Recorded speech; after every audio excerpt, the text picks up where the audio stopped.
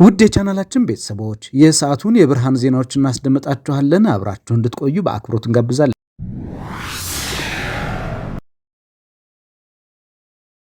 በአዲስ አበባ ህገወጥ ግንባታ በፈጸሙ 892 ተቋማት ላይ ህጋዊ እርምጃ መወሰዱ ተገለጸ።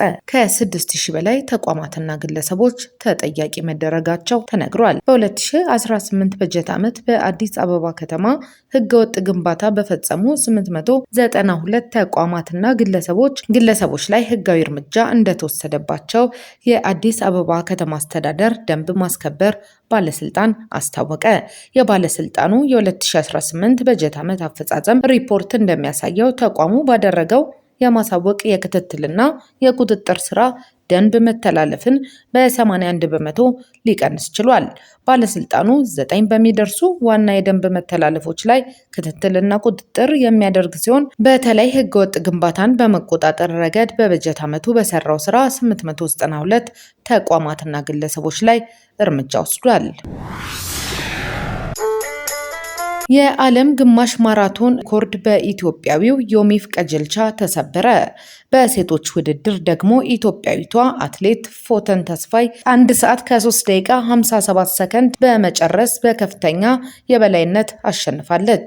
ዛሬ እሁድ በአርጀንቲና መዲና ቦነስ አይረስ በተካሄደው በዓለም አቀፍ አትሌቲክስ እውቅና በተሰጠው የግማሽ ማራቶን ውድድር ኢትዮጵያዊው አትሌት ዮሚፍ ቀጀልቻ ርቀቱን በ56 ደቂቃ 51 ሰከንድ በመጨረስ የዓለም ሪኮርድን ተቆጣጥሯል።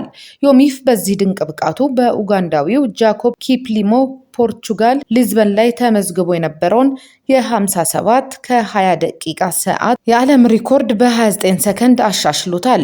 በዚህም አትሌቱ በኦክቶበር 2024 ቫሌንሺያ ላይ 57 ደቂቃ ከ30 ሰከንድ አስመዝግቦት የነበረውን የዓለም ሪኮርድ በድጋሜ በእጁ ማስገባት ችሏል።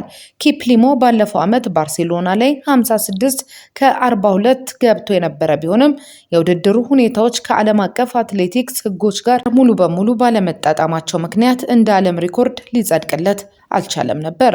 በቦነስ አይረሱ የሴቶች ውድድር ደግሞ ኢትዮጵያዊቷ አትሌት ፎተን ተስፋይ ርቀቱን በ1 ሰዓት 3 ደቂቃ ከ57 ሰዓት በመጨረስ በከፍተኛ የበላይነት አሸንፋለች።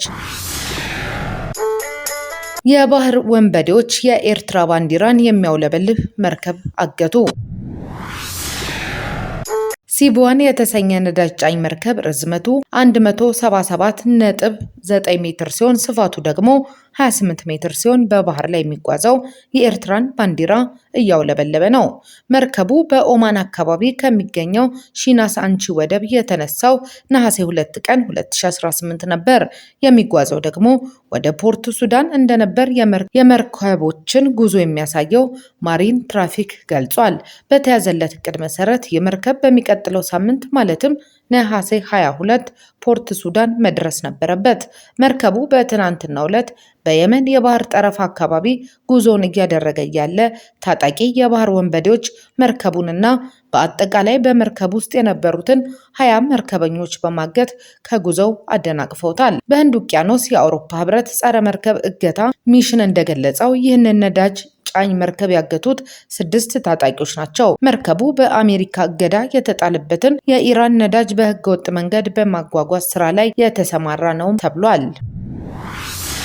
በደቡባዊ ቱኒዚያ ስደተኞችን አሳፍሮ ሲጓዝ የነበረ ጀልባ ሰጥሞ የሰዎች ህይወት አለፈ። በደቡባዊ ቱኒዚያ የባህር ዳርቻ አቅራቢያ ስደተኞችን አሳፍሮ ይጓዝ የነበረ ጀልባ ሰጥሞ የ8 ሰዎች ህይወት አለፈ። 6 ሰዎች የደረሱበት አልታወቀም።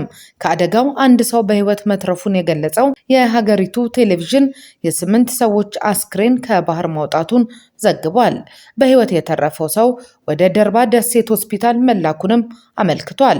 ጀልባዋ ወደ ጣሊያን ለመጓዝ ጉዞ እንደጀመረች ዓላማ እንደነበራት የጠቀሰው የሮይተርስ ዘገባ የጠፉትን ሰዎች ለመፈለግ ሄሊኮፕተርና የባህር ዳርቻ ጠባቂ ጀልባዎች ወደ ስፍራው ተሰማርተዋል ብሏል።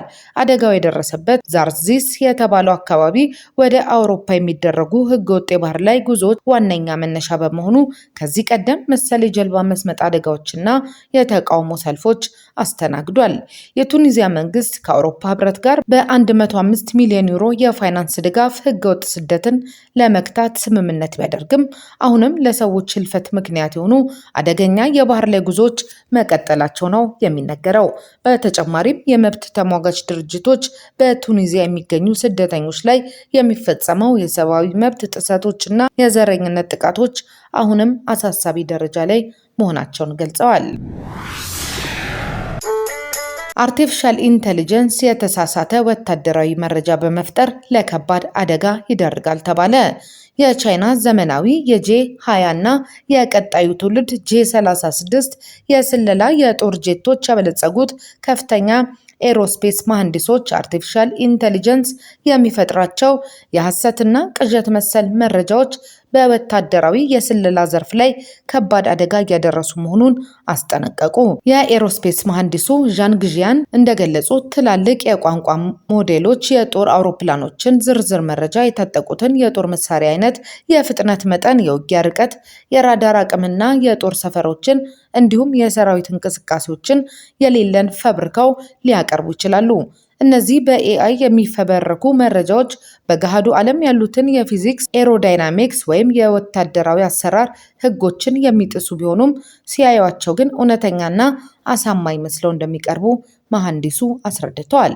ይህ ሁኔታ በሀገር መከላከያ ዘርፍ ላይ እጅግ አደገኛ ነው የተባለ ሲሆን በኤአይ የተሳሳተ ትንተና ምክንያት የጠላትን ወታደራዊ አቅም ከተገቢው ውጪ አሳንሶ ወይም አጋኖ በመገመት ለከባድ ስትራቴጂካዊ የስሌት ስህተት ሊዳርግ እንደሚችል ተጠቅሷል።